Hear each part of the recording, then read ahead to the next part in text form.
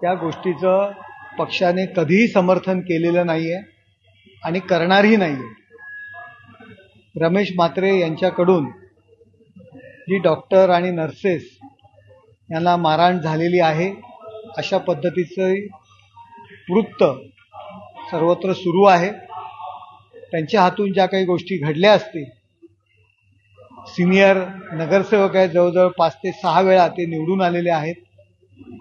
त्यांच्या हातून जर या गोष्टी घडल्या असतील तर पक्ष नक्कीच त्याची चौकशी करेल, त्यांच्यावरती कारवाई सुद्धा करतील. त्यांना कारणे दाखवा नोटीस सुद्धा पक्षाने दिलेली आहे. त्यांचं म्हणणं सुद्धा ऐकून घेतलं जाईल आणि पक्ष त्याच्यावरती कारवाई करेल. पक्ष कुठेही अशा गोष्टीला समर्थन देणार नाही. सर, तुम्ही आता म्हणताय घटना किंवा गोष्टी घडल्या असतील, इथे टीव्ही मध्ये दिसत आहे सर, जे तो मारहाण करतोय, तो नगरसेवक आहे की गुंडा आहे? जे काही घडलेलं आहे सर ते पक्ष पाठीशी घालणार नाही. पक्ष त्यांच्यावरती नक्कीच कारवाई करेल. काय कारवाई करणार तुम्ही त्यांच्यावर? बघा, पक्षाचे नेते या संदर्भात बसतील. शिस्तपालन कमिटी आहे आमची, ते लोक बसतील आणि त्यांच्यावरती कारवाई होईल. सर, तुमच्या पक्षाच्या वतीनं जे माहिती देण्यात आलेली आहे, ट्विटरवरती माहिती देण्यात आहे, अत्यंत गुळगुळीत.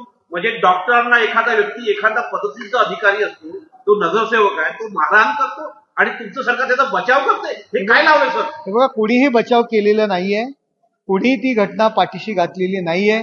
त्यांच्यावरती कारवाई होईल. तुमच्या पक्षात नक्की काय चाललंय? एक खासदार तुम्ही आयात केलेला आहे किंवा तुमच्याकडे आले विकासासाठी, ते पत्रकारांना मारण्याची धमकी देतात. त्यानंतर आता हे तुमचे नगरसेवक बघा, डॉक्टरांना मारतात. शिळ्या कडीला ऊत आणण्याचा प्रयत्न करू नका. म्हणजे पत्रकारांना ज्या खासदारांनी च्याकडनं काही गोष्टी घडल्या होत्या त्यांनी त्याबद्दल दिलगिरी सुद्धा व्यक्त केलेली आहे. आता काही दिवसांनी पुन्हा आम्ही तुम्हाला नगरसेवकाचा प्रश्न विचारू, तेव्हा तुम्हाला ती शिळ्या कोडीचं ऊत वाटेल. हे बघा, पक्ष या गोष्टीचं कुठेही समर्थन करत नाहीये आणि करणारही नाही. आज सर, त्यांना त्या नगरसेवकाला तुरुंगात टाकणार का?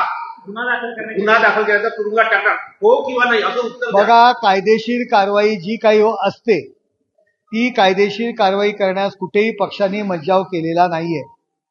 सर, आज राज्याचे मुख्यमंत्री देवेंद्र फडणवीस यांनी सभागृहामध्ये भाषण करताना मिसिंग लिंकच्या संदर्भामध्ये 10 वर्षामध्ये कोण राहील माहिती नाही, पण एकनाथ शिंदे आणि देवेंद्र फडणवीस यांचं नाव राहील असं विधान केलेलं आहे. कसं बघता याच्याकडे? माननीय देवेंद्रजींनी आज सभागृहामध्ये मिसिंग लिंकवरती कामावरती जे टीका करतायत त्यांना एक जोरदारपणे विरोधकांना उत्तर दिलेलं आहे की कोण राहील कोण नाही राहणार हे मला माहीत नाही, पण मिसिंग लिंकच्या संदर्भात देवेंद्रजी आणि एकनाथ शिंदे यांचं नाव नक्कीच राहील. कारण या दोघांच्या प्रयत्नातून या मिसिंग लिंकचं काम पूर्ण झालेलं आहे. परंतु त्यांनी अशा पद्धतीने एकनाथ शिंदे साहेबांचं नाव घेतल्यानंतर मला आता नुकतेच अशी बातमी कळलेली आहे की मातोश्रीवरती खूप पोटात दुखू लागलंय, पोटात कळा मारतायत, डॉक्टर बोलवण्यात आलेला आहे आणि एरवी एक खाकी गोळी लागते. खाकी गोळी कशासाठी लागते तुम्हाला माहिती आहे? जी जुनी माणसं आहेत त्यांना एक खाकी गोळी, ही एका गोष्टीवरती रामबाण उपाय आहे. तर 10 ते 20 खाकी गोळ्या मागवल्यात, एका गोळीने काम होणार नाही, ही अशी परिस्थिती मातोश्रीवरती झालेली आहे. डॉक्टर्स बोलवलेले आहेत आणि पोटात दुखू लागले आणि त्याकरता खाकी गोळ्या आता त्या कशा करता मागवतात तुम्हाला माहिती आहे.